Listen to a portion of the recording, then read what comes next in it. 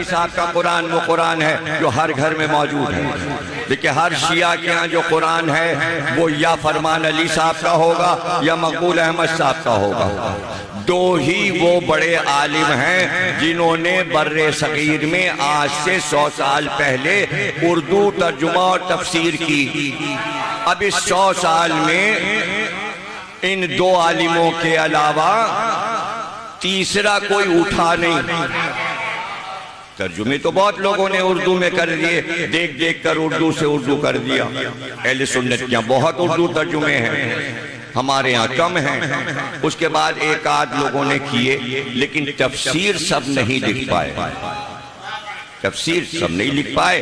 हाँ बाद में अब इधर 20-25 बरस के अरसे में कुछ लोगों ने तफसीर लिखी, कुछ ने फारसी और अरबी तफसीरों के तर्जुमे कई कई जिल्दों में कर दिए। तो पाकिस्तान में बहुत सी तफसीर जो अहले शिया तशय्यो की थी वो तर्जुमा हो गई और अब वो तर्जुमे मौजूद हैं। लेकिन फरमान अली साहब फरमाते हैं कि तमाम मुअर्रिखीन का अहले सुन्नत का सबका उन्होंने नाम लिखा है। शालबी, सयूती, ये अहले सुन्नत के बड़े बड़े मुफस्सिर हैं। सबका इत्तेफाक है कि यहाँ इल्मुल किताब से मुराद मौलाए कायनात अली इब्ने अबी तालिब।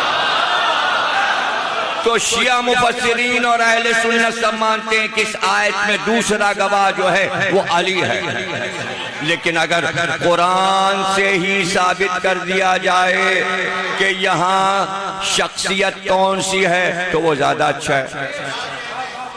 और वो मैं आपको बच्चों और जवानों को कुरान से ही दलील दिए देता हूँ। सूरह नमल है चींटियों वाला सूरा, और उसमें इरशाद हुआ कि सुलेमान का तख्त एक दिन हवा पर परवाज कर रहा था, और जब तख्त उनका उड़ता था और से करीब होकर फजा में, तो तमाम परिंदे परों से पर मिलाए हुए साया करते हुए चलते थे।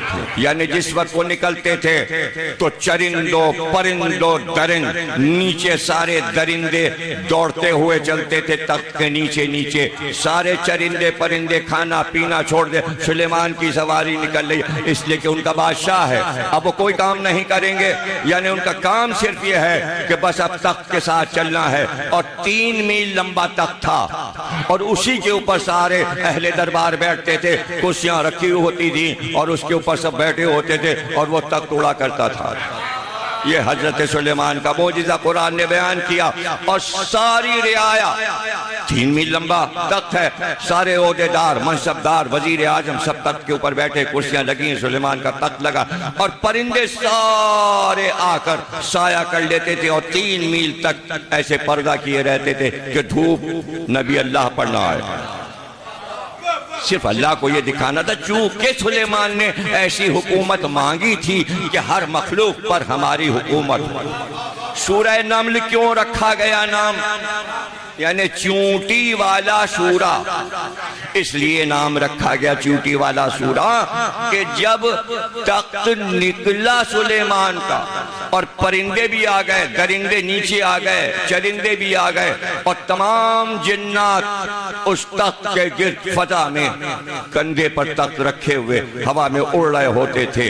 इफरीत, इफरीत का नाम भी कुरान ने लिया, ये कुरानी नाम है इफरीत। वो भी होते थे जिनको हिंदी में तर्जुमा करते हैं देव, अरबी में उसे इफरीत कहते हैं। वो भी होते थे, इफरीत भी होते थे, जिन्नात भी होते थे और सब तख्त के गिर चलते थे और फजा में तख्त बुलंद रहता था। ऐसे में कई लाख और करोड़ चूटियां जो थीं वो चर रही थी, यानी अपने दाने को जमा कर रही थी। बिलों के गिर जंगलों में जगह जगह चूटियों के बिल होते हैं। तो चूटियों के सरदार ने चूटियों से कहा, अब ये कुरान में बयान हो रहा है इसलिए चूटी नाम सूरा का हो गया कि चूटी बात कर रही है और अल्लाह चूटी के नाम पर पूरा सूरा कर रहा है। हालांकि उस सूरे में तख्त सुलेमान का जिक्र है, परिंदों का जिक्र है, दरिंदों का जिक्र है, जिन्नात का जिक्र है, लेकिन सबसे छोटे कीड़े का जिक्र किया। यानी बताना यह था कि वो छोटा कीड़ा जो है उस पर भी सुलेमान हाकिम है।